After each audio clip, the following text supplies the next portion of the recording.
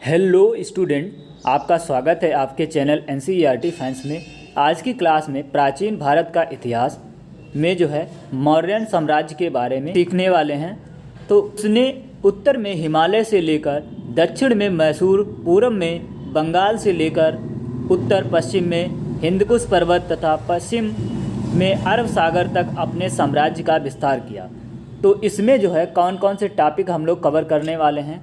मौर्य साम्राज्य, मौर्य शासक, मौर्य साम्राज्य का विस्तार, सामाजिक व्यवस्था, आर्थिक व्यवस्था, सैन्य व्यवस्था, अभिलेख, मौर्य वास्तुकला और धम्म। तो शुरू करते हैं। थ्योरेटिकल इस वीडियो को हम लोग पढ़ने वाले हैं। वीडियो को रटे नहीं, बस सुने और देखें, और इससे ही आपके सारे टॉपिक क्लियर हो जाएंगे। साम्राज्य कब से कब तक रहा है? 322 ईसा पूर्व से 185 ईसा पूर्व मौर्य साम्राज्य। तो हम लोग मौर्य साम्राज्य के बारे में, नंद वंश के अंतिम शासक कौन थे? धनानंद को पराजित करके चंद्रगुप्त मौर्य ने मगध में मौर्य साम्राज्य की स्थापना की।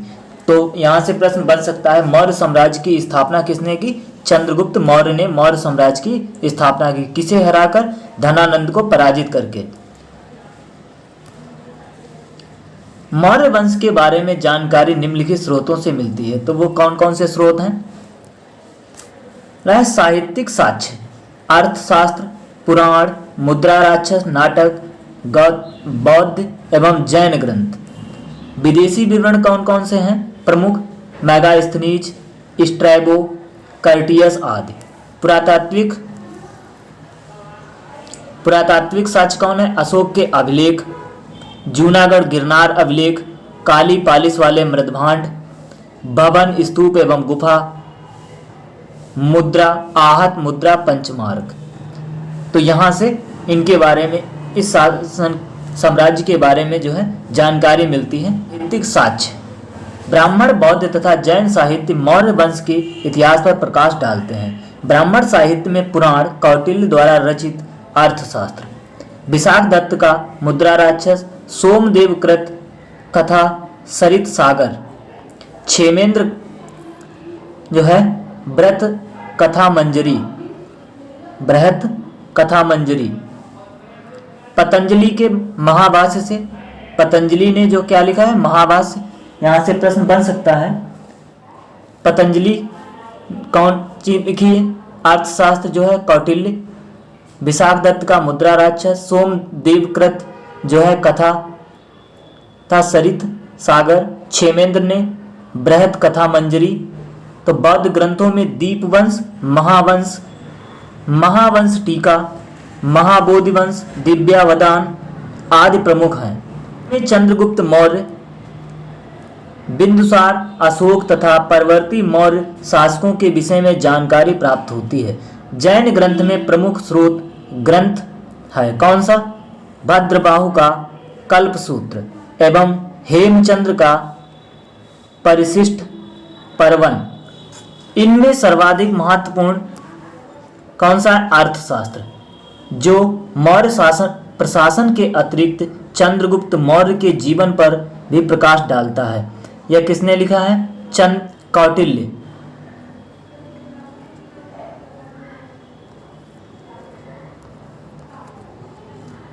कौटिल्य या चाणक्य ने अर्थशास्त्र। विदेशी विवरण कौन कौन से हैं? जस्टिन आदि यूनानी विद्वानों ने चंद्रगुप्त मौर्य को क्या कहा है? सैंड्रोकोट्स। जस्टिन आदि यूनानी विद्वानों ने चंद्रगुप्त मौर्य को सैंड्रोकोट्स कहा है। सर्वप्रथम विलियम जोन्स ने ही सैंड्रोकोट्स की पहचान चंद्रगुप्त मौर्य से की। तो यहाँ से प्रश्न बन सकता है, किसने सर्वप्रथम सैंड्रोकोट्स की पहचान चंद्रगुप्त मौर्य के रूप में की? तो विलियम जोन्स ने। इसे सैंड्रोकोट्स कहा किसने था? जस्टिन आदि यूनानी लेखकों ने। मेगास्थनीज यूनानी शासक, यूनान का शासक कौन? सेल्यूकस निकेटर का राजदूत था, जो चंद्रगुप्त मौर्य के दरबार में आया। इनकी जो है महत्वपूर्ण कृति कौन सी है? इंडिका में पाटलिपुत्र का विस्तार से वर्णन है। तो मेगास्थनीज ने कौन सी पुस्तक लिखी है? इंडिका।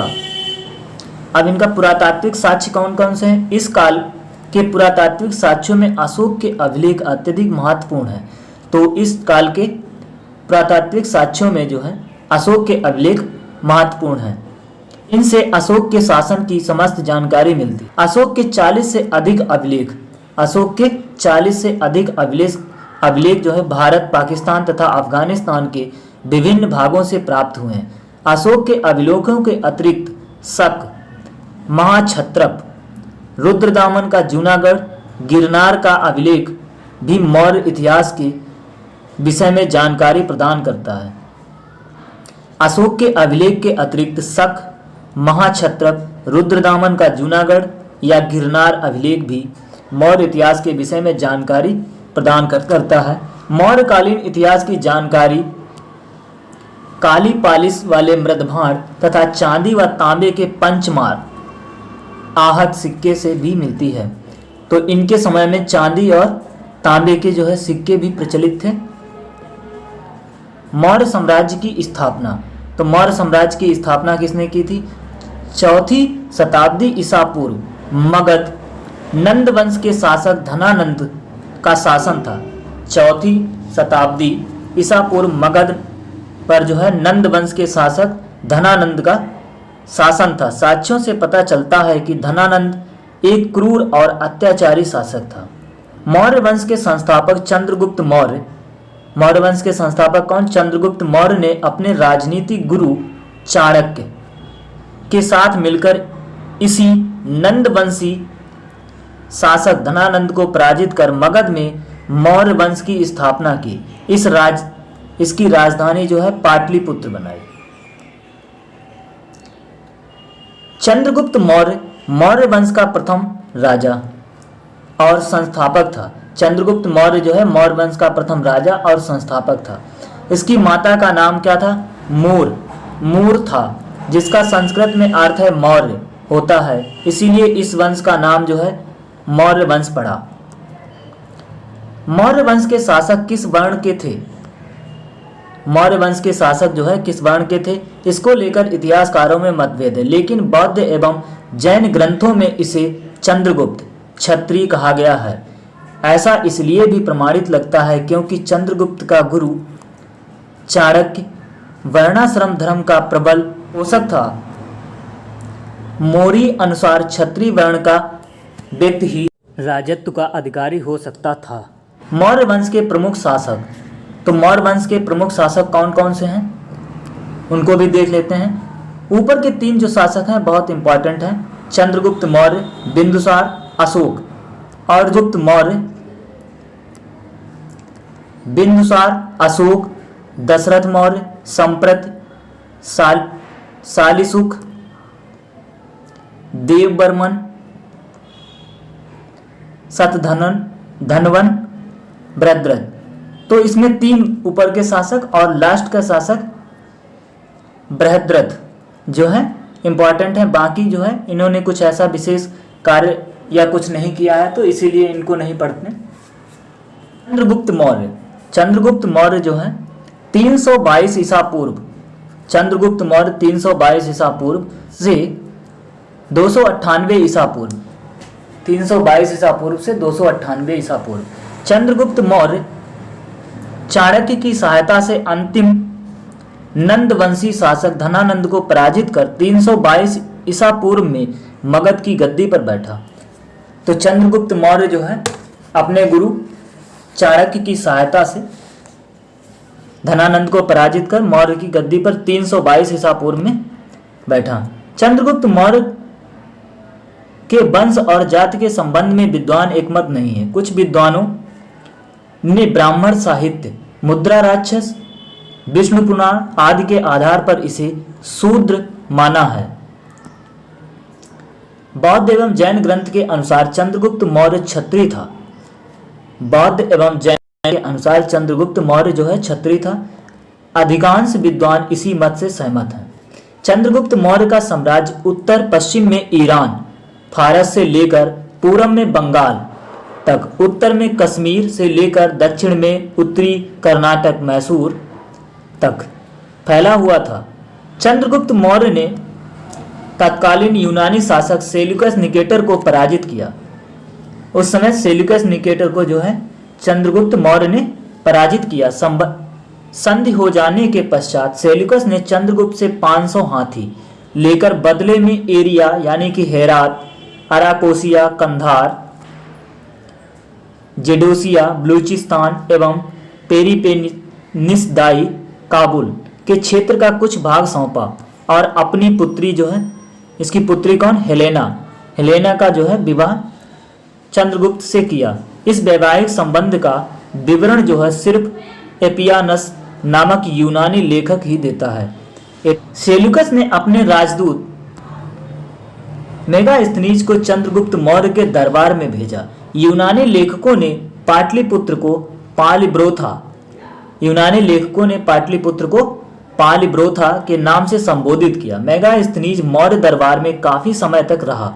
भारत में रहकर उसने जो कुछ देखा सुना उसने इंडिका नामक अपनी पुस्तक में लिपिबद्ध किया, मतलब लिख दिया। बंगाल पर चंद्रगुप्त मौर्य का विजय के बारे में जानकारी महास्थान अभिलेख से मिलती है। इसकी दक्षिण भारत की विजय के विषय में जानकारी तमिल ग्रंथ अहनानूर एवं मुरनानूर तथा अशोक के अभिलेखों से मिलती है। सहगौरा ताम्रपत्र कहाँ, गोरखपुर तथा महास्थान अभिलेख बांग्लादेश के बोगरा जिले चंद्रगुप्त मौर्य से संबंधित है। ये अभिलेख अकाल के समय किए जाने वाले राहत कार्यों के संबंध में विवरण देते हैं। रुद्रदामन के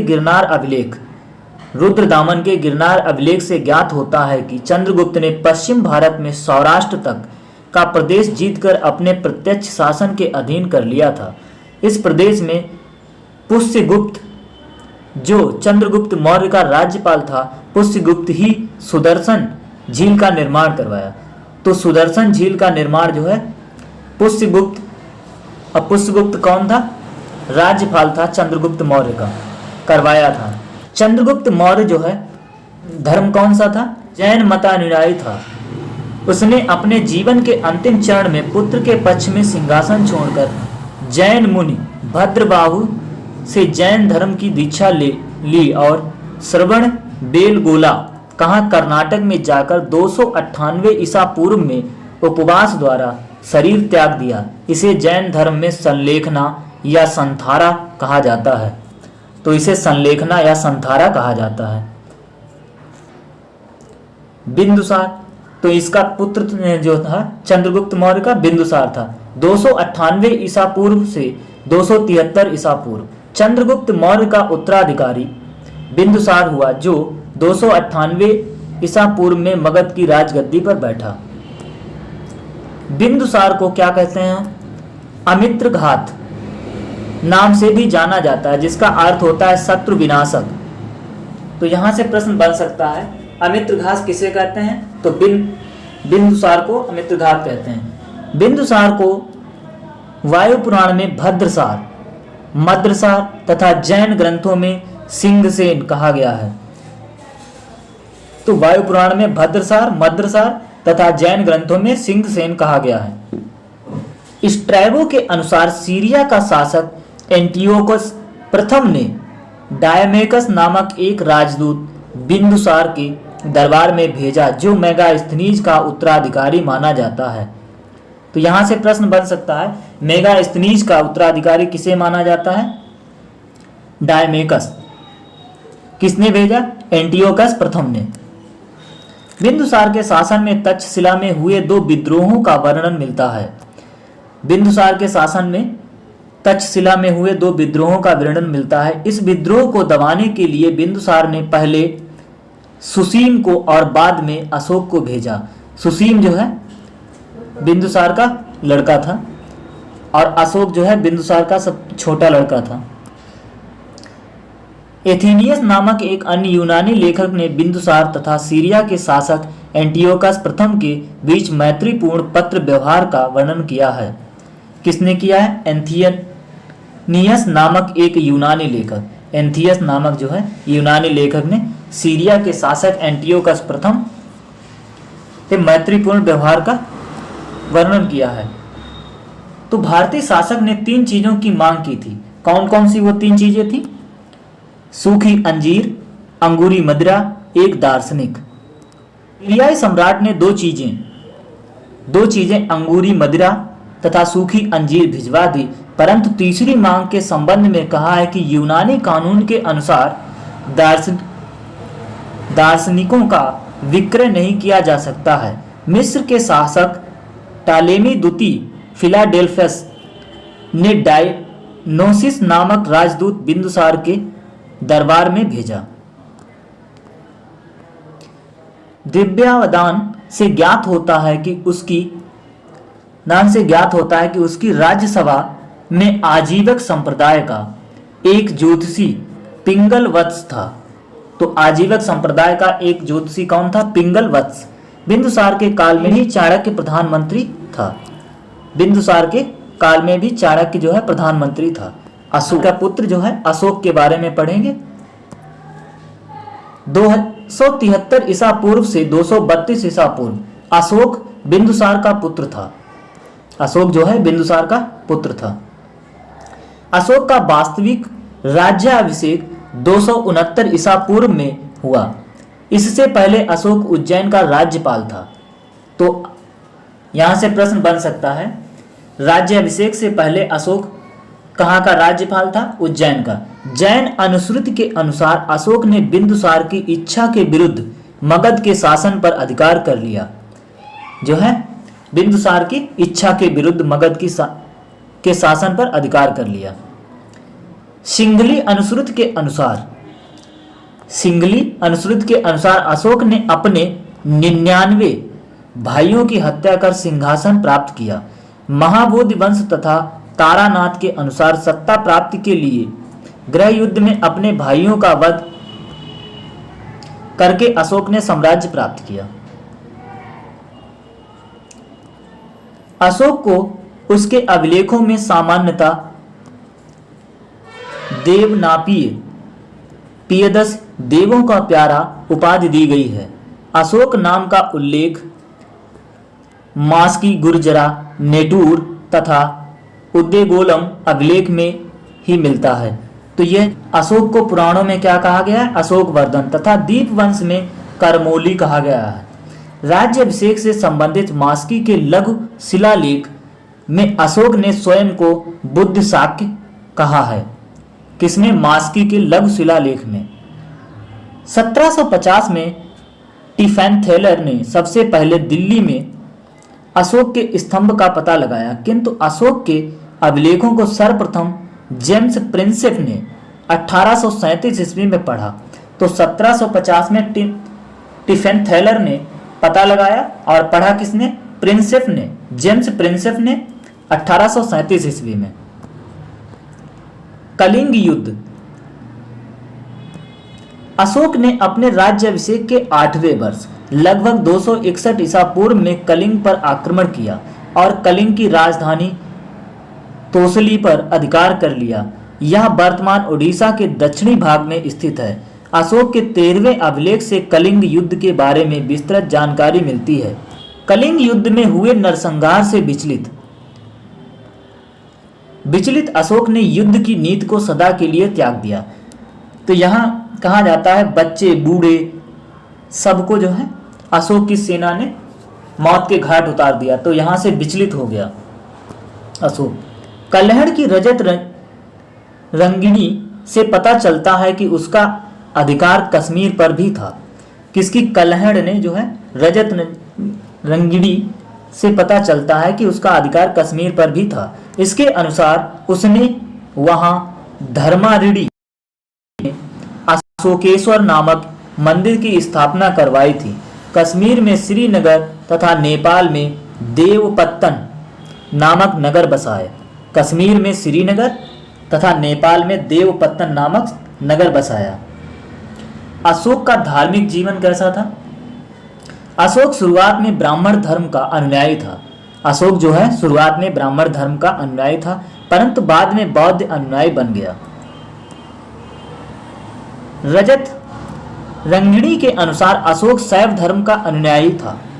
रजत रंगिणी के अनुसार अशोक जो है शैव धर्म का अनुयायी था। उसके अभिलेखों में सर्वत्र उसे देवा नाम पियदसी कहा गया है, जिसका अर्थ है देवताओं का प्रिय या देखने में सुंदर। इससे उसके हिंदू धर्म में आस्था के संकेत मिलते हैं। सिंगली अनुश्रुतियां दीप वंश एवं महावंश के अनुसार अशोक ने अपने शासन के चौथे वर्ष में बड़े भाई सुमन पुत्र निग्रोध के व्यक्तित्व से प्रभावित होकर बुद्ध धर्म अपना लिया। बड़े भाई सुमन और पुत्र निग्रोध के व्यक्तित्व से प्रभावित होकर बौद्ध धर्म अपना लिया। उपगुप्त नामक बौद्ध भिक्षु ने अशोक को बौद्ध धर्म की दीक्षा दी। किसने? उपगुप्त बौद्ध भिक्षु ने अशोक को बौद्ध धर्म की दीक्षा दी। तो उपगुप्त, यहां से प्रश्न बन सकता है। नोट, अशोक ने आजीविकों के रहने के लिए बराबर की पहाड़ियों में 4 गुफाओं का निर्माण करवाया, जिनका नाम लोमरिस गुफा, कर्ण चौपार, सुदामा गुफा तथा विश्व झोपड़ी। तो ये बराबर की पहाड़ियां कहाँ? बिहार में इन्होंने निर्माण करवाया था। अशोक ने अपने शासन के 10वें वर्ष प्रथम बोध गया की यात्रा। तो यहां से प्रश्न बन सकता है, अशोक ने सर्वप्रथम कौन सी यात्रा की? तो बोध गया की यात्रा की। और उसके बाद अभिषेक के 20वें वर्ष लुम्बिनी ग्राम गया। तो यहां से लुम्बिनी ग्राम भी गए। बौद्ध धर्म ग्रहण करने के बाद अशोक ने आखेट तथा बिहार यात्राएं रोक दी। तो अशोक ने जो है आखेट मतलब शिकार करने पर प्रतिबंध लगा दिया तथा उनके स्थान पर धर्म यात्राएं प्रारंभ की। महात्मा बुद्ध के चरणों से पवित्र हुए स्थानों पर गया तथा उनकी पूजा की। उसकी यात्राओं का क्रम इस प्रकार है: बोध गया, कुशीनगर, लुम्बिनी, कपिलवस्तु, सारनाथ तथा श्रावस्ती। तो यहाँ सभी जगह अशोक गया और यहाँ पूजा अर्चनाएं भी की। अशोक द्वारा भेजे गए धर्म प्रचारक। तो अशोक द्वारा भेजे गए धर्म प्रचारक कौन थे? तो एक तरफ धर्म प्रचारक और स्थान और देश। महेंद्र एवं संघमित्रा। महेंद्र इसका पुत्र था, संघमित्रा इसकी पुत्री। तो इनको कहाँ भेजा? श्रीलंका। महारचित यवन देश, महारचित को यवन देश, मध्यम हिमालयवर्ती देश। महादेव को कहाँ भेजा? महिष मंडल मैसूर। महाधर्म रक्षित महाराष्ट्र। सोना तथा उत्तरा सुवर्ण भूमि, मध्यांतिक कश्मीर तथा कंधा। अशोक का धम्म क्या है? अशोक ने अपनी प्रजा के नैतिक उत्थान के लिए जिन नियमों को संहिता प्रस्तुत की उसे उसके अभिलेख में धम्म कहा गया। तो नियम जो है अशोक ने बनाए उसको उन्होंने धम्म कहा। धम्म संस्कृत के धर्म का एक ही प्राकृत रूपांतरण है। अशोक के धम्म की परिभाषा जो है रहुलोबाद सूत्र से ली गई है। स्वनियंत्रण अशोक की धम्म नीति का मूल सिद्धांत था। अशोक अपने दूसरे एवं 7वें स्तंभ लेखों में धम्म के गुणों को बताता है, जो इस प्रकार हैं: साधुता, मृदुता, पवित्रता, सत्यवाद, दान, दया, कल्याण आदि।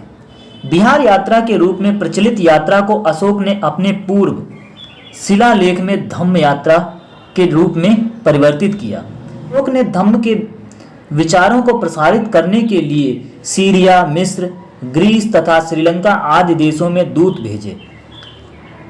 अशोक के अभिलेख। तो यहाँ से अशोक के अभिलेख पढ़ेंगे। भारत में शिलालेख का प्रचलन सर्वप्रथम अशोक ने किया। अशोक के अभिलेख राज्यादेश के रूप जारी किए गए। वह पहला शासक था जिसने अभिलेखों के द्वारा जनता को संबोधित किया। यह पहला शासक था। इन्हीं के शासनकाल में शिलालेख जारी हुए। अशोक के अभिलेखों का विभाजन निम्नलिखित वर्गों में किया जा सकता है। तो कौन कौन से? शिलालेख, स्तंभलेख और गुहालेख। इन्हें 2 वर्गों में बृहद शिलालेख तथा लघु शिलालेख में बांटा जा सकता है। स्तंभलेख इन्हें दीर्घ स्तंभ एवं लघु स्तंभ में विभाजित किया जाता है। गुहालेख ये गुफाओं में उत्कीर्ण लेख हैं। नोट: अशोक के बृहद शिलालेखों की संख्या 14 है जो 8 स्थानों से प्राप्त हुए। कुछ स्रोतों में 7 स्थान दिखाए जाते हैं। अशोक के दीर्घ स्तंभ लेख की संख्या कितनी है? 7 है, जो 6 विभिन्न स्थानों में पाषाण स्तंभों पर उत्कीर्ण पाए गए, जैसे दिल्ली टोपरा स्तंभ लेख, मेरठ दिल्ली स्तंभ लेख, इलाहाबाद स्तंभ लेख, लौरिया नंदगढ़ स्तंभ लेख, रामपुरा स्तंभ लेख आदि। कुछ स्तंभों पर केवल एक लेख है, जिन्हें 7 दीर्घ स्तंभ लेखों के क्रम में अलग रखा गया है और वे लघु स्तंभ लेख कहे जाते हैं। इस प्रकार के लघु स्तंभ लेख सांची, सारनाथ, रुक्मिणदेही आदि स्थलों पर पाए गए। अशोक के लघु शिलालेख स्तंभ लेख दीर्घ एवं लघु एवं गुहा लेखों की लिपि ब्राह्मी है। केवल 2 अभिलेखों कौन कौन से? सहबाजगढ़ी तथा मानसेरा की लिपि ब्राह्मी न होकर खरोष्टी है। खरोष्टी लिपि दाएं से बाईं ओर लिखी जाती है। कौशाम्बी तथा प्रयाग के स्तंभ लेखों में अशोक की रानी कारूबाई बाकी के द्वारा दान दिए जाने का उल्लेख है। इसे रानी का अभिलेख भी कहा जाता है। तो किसे रानी का? कौशाम्बी तथा प्रयाग के स्तंभ लेखों में। फिरोज शाह तुगलक ने मेरठ तथा टोपरा से अशोक स्तंभ दिल्ली मंगवाए। फिरोज शाह इलाहाबाद स्तंभ लेख पहले कहाँ था? कौशाम्बी में था। अकबर के शासन में जहांगीर द्वारा इसे इलाहाबाद के किले में रखा गया। इलाहाबाद के किले में इसे रखा गया। कहाँ था? कौशाम्बी। रामपुरा स्तंभ लेख चंपारण बिहार में स्थापित है। इसकी खोज 1872 में कार्लाइल ने की। लौरिया नंदगढ़ चंपारण बिहार स्तंभ पर मोर का चित्र बना हुआ है। अशोक का सर-ए-कुना कंधार अभिलेख ग्रीक एवं अरमाइक भाषाओं में प्राप्त हुआ है। अशोक के शिलालेखों में वर्णित विषय वस्तु, तो एक तरफ शिलालेख एक तरफ विषय। तो पहला शिलालेख जो है पशुबल की निंदा की गई है। सभी मनुष्य मेरी संतान है। इसी शिलालेख पशु चिकित्सा, मानव चिकित्सा एवं लोक कल्याणकारी कार्य, चोल पांड्य सत्य पुत्र एवं केरल पुत्र चेर की चर्चा। तीसरा शिलालेख राजकीय अधिकारियों युक्त रज्जुक और प्रादेशिक को हर 5वें वर्ष दौरा करने का आदेश। तो तीसरे में यही क्या कहता है? धर्माचरण के भेरीनाथ द्वारा धम्म का उद्घोष। 5वां शिलालेख धम्म महामात्रों की नियुक्ति के विषय में जानकारी 5वें शिलालेख से मिलती। मौर्यकालीन समाज एवं वर्ण व्यवस्था का उल्लेख जो है 5वें शिलालेख में है। छठा शिलालेख क्या बताता है? इसमें आत्मनियंत्रण की शिक्षा दी गई है। आम जनता किसी भी समय राजा से मिल सकती है। 7वां शिलालेख सभी संप्रदायों के लिए सहिष्णुता की बात की गई है। 8वां सम्राट की धर्म यात्राओं का उल्लेख है। 8वां शिलालेख जो है सम्राट की धर्म यात्राओं का उल्लेख करता है। इसी में बोध गया के भ्रमण का उल्लेख भी इसी में मिलता है 8वें में। 9वां शिलालेख क्या बताता है? धम्म समारोह की चर्चा करता है। सच्ची भेंट व शिष्टाचार का उल्लेख इसी में मिलता है। 10वां शिलालेख इसमें अशोक ने आदेश दिया है कि राजा तथा उच्च अधिकारी हमेशा प्रजा के हित में सोचें। इसी में है। इसमें ख्याति एवं गौरव की निंदा की गई तथा धम्म नीति की श्रेष्ठता पर बल दिया गया। 11वां शिलालेख क्या बताता है? धम्म नीति की व्याख्या करता है। 12वां शिलालेख सर्वधर्म समभाव एवं स्त्री महामात्र की चर्चा। 13वां शिलालेख कलिंग युद्ध का वर्णन, पड़ोसी राज्यों का वर्णन। तो 13वें शिलालेख में कलिंग युद्ध का वर्णन मिलता है। अपराध करने वाली आठविक जातियों का उल्लेख भी 13वें शिलालेख में मिलता है। तो 14वां शिलालेख इनका क्या कहता है? अशोक ने जनता को धार्मिक जीवन बिताने के लिए प्रेरित किया। तो इस शिलालेख से यही जानकारी मिलती है। अशोक के उत्तराधिकारी कौन हुए? अशोक की मृत्यु 232 ईसा पूर्व के लगभग हुई। उसके एक लघु स्तंभ लेख में केवल एक पुत्र कौन तीवर का उल्लेख मिलता है, जबकि अन्य स्रोत इसके विषय में मौन है। पुराणों में उल्लिखित दशरथ के विषय में पुरातात्विक साक्ष्य भी प्राप्त हुए हैं। उसने 8 वर्षों तक शासन किया। वह अशोक की तरह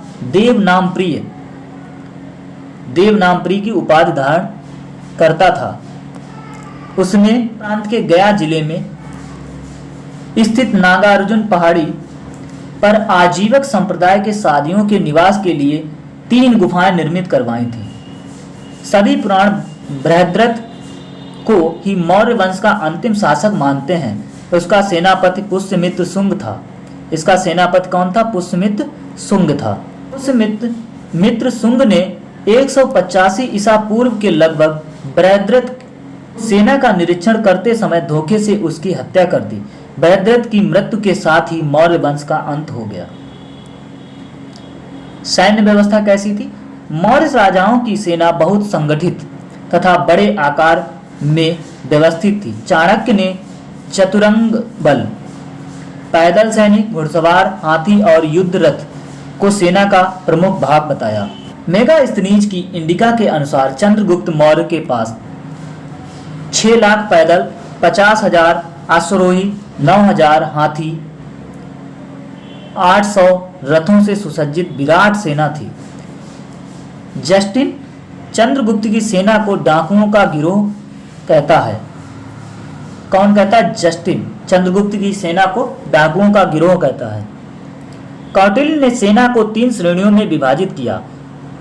नंबर 1 पुश्तैनी सेना, नंबर 2 भाटक सेना, नंबर 3 नगरपालिका सेना। मौर्यकालीन सामाजिक व्यवस्था कैसी थी? मौर्यकालीन समाज की संरचना का ज्ञान हमें मुख्यतः कौटिल्य द्वारा रचित अर्थशास्त्र, मेगास्थनीज का यात्रा वृत्तांत, इंडिका, अशोक के अभिलेख तथा रुद्रदामन के जूनागढ़ अभिलेख से होता है।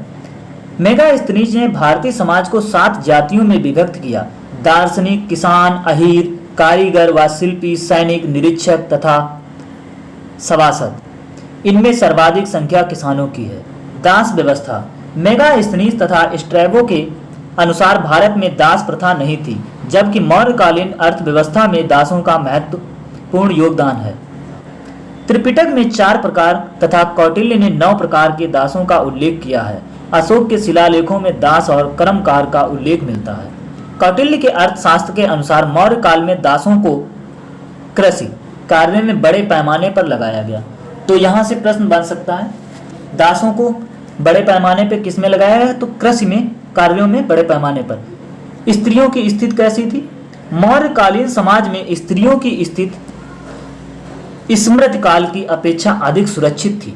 इन्हें पुनर्विवाह व नियोग की अनुमति थी। स्त्रियों को प्रशासन में शामिल किया जाता था। स्त्री एवं पुरुष दोनों को मोक्ष, तलाक लेने का अधिकार प्राप्त था। कौटिल्य ने मोक्ष शब्द जो है किसके लिए? तलाक के लिए प्रयुक्त किया है। मौर्यकालीन समाज में विधवा विवाह प्रचलित था। विकालीन धर्म तथा मौर्य काल में वैदिक धर्म, बौद्ध धर्म, जैन धर्म तथा आजीवक धर्म प्रमुख थे। मौर्य सम्राटों में चंद्रगुप्त मौर्य जैन धर्म का अनुयायी था। साथ बिंदुसार आजीवक तथा अशोक बौद्ध धर्म का अनुयायी था, परंतु अन्य धर्मों के प्रति भी सहिष्णुता थी तथा किसी भी धर्म के भेदभाव नहीं किया जाता था। सम्राट अशोक ने बौद्ध धर्म को अपने शासनकाल में राजकीय संरक्षण दिया था। मौर्य काल में भी वैदिक धर्म प्रचलित था, परंतु कर्मकांड प्रधान वैदिक धर्म अभिजात ब्राह्मण तथा क्षत्रियों तक ही सीमित था। इस काल में बड़े बड़े यज्ञों का आयोजन होने लगा। जनसाधारण में नाग पूजा का प्रचलन था। मूर्ति पूजा भी की जाती थी। पतंजलि के अनुसार मौर्य काल में देव मूर्तियों को बेचा जाता था। देव मूर्तियों को बनाने वाले शिल्पियों को देवता कारु कहा जाता है। अशोक तथा उसके पौत्र दशरथ, अशोक का पौत्र कौन था? दशरथ ने कुछ गुफाएं आजीवकों को दान में दी। अशोक के समय में पाटलिपुत्र में तृतीय बौद्ध संगीत का आयोजन हुआ। बौद्ध ग्रंथों के अनुसार अशोक ने 84,000 स्तूपों का निर्माण करवाया। चंद्रगुप्त मौर्य ने श्रवणबेलगोला में जाकर जैन प्रथा संलेखना के अनुसार प्राण त्याग दिए। मेगास्थनीज ने धार्मिक व्यवस्था में डायोनिसस एवं हेराक्लीज की चर्चा की है। मेगास्थनीज ने धार्मिक व्यवस्था में डायोनिसस एवं हेराक्लीज की चर्चा की है, जिसकी पहचान क्रमशः शिव एवं विष्णु से की गई। मौर्यकालीन मुद्राएं कौन सी थीं? एक तरफ नाम है, दूसरी तरफ धातु। कारसापण पर्ण धारण या चांदी का बना होता था। सुवर्ण एवं निष्क या सोने का बना होता था। मासक एवं काकड़िक या तांबे का सिक्का होता था। मौर्यों की राजकीय मुद्रा जो है पड़ थी। मौर्यों की राजकीय मुद्रा पड़ थी। मौर्यकालीन कला। मौर्य युगीन कला दो भागों में विभाजित किया गया है, राजकीय कला एवं लोकल कला। राजकीय कला में राजरक्षकों द्वारा निर्मित स्मारकों को शामिल किया गया, जैसे स्तंभ, गुहा, स्तूप आदि। लोक कला के अंतर्गत स्वतंत्र कलाकारों द्वारा निर्मित वस्तुएं जैसे यक्षिणी की प्रतिमाएं, मिट्टी की मूर्ति आदि शामिल हैं।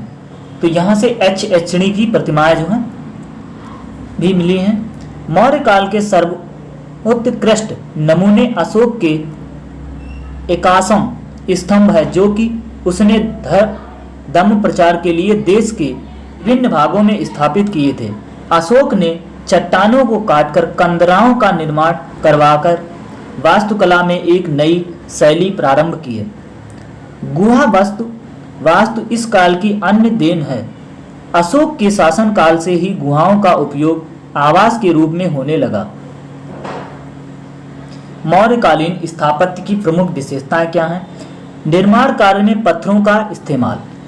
इस समय निर्माण कार्य में पत्थरों का इस्तेमाल होने लगा था। लौह अयस्कों का सदा हुआ प्रयोग, चमकदार पालिश, ओक का प्रयोग, भवन निर्माण में लकड़ी का विशेष प्रयोग होने लगा था। मौर्य काल में मूर्तियों का निर्माण जो है चिपकवा विधि, अंगुलियों या चुटकियों का इस्तेमाल करके या सांचे में ढालकर किया जाता था। पारखम उत्तर प्रदेश से प्राप्त 7 फीट ऊंची यक्ष की मूर्ति, दिगंबर प्रतिमा लोहानीपुर पटना, धौली उड़ीसा का हाथी तथा दीदारगंज पटना से प्राप्त यक्षिणी मूर्ति मौर्य कला के विशिष्ट उदाहरण हैं। सारनाथ स्तंभ के शीर्ष पर बने 4 सिंहों की आकृतियां तथा उसके नीचे की बल्लरी आकृति अशोककालीन मूर्ति कला का बेहतरीन नमूना है, जो आज हमारा राष्ट्रीय चिन्ह है। तो आज के लिए इतना ही, मिलते हैं नेक्स्ट वीडियो में। अगर वीडियो आपको अच्छा लगा हो तो वीडियो को लाइक, शेयर और कमेंट करके हमें ज़रूर बताएं कि आपको वीडियो कैसा लगा।